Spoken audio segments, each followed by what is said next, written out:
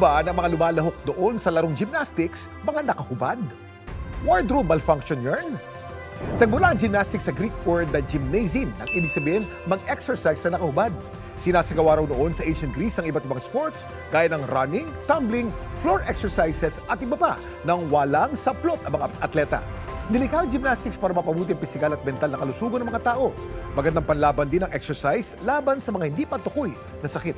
Sa kasaysayan ng gymnastics at Olympics, si Carlos Yulo ang kauna-unang Pinoy athlete na double Olympic gold medalist. Nakuha niya 2 medalya mula sa kanyang golden performance sa floor exercise at vault routine sa men's artistic gymnastics.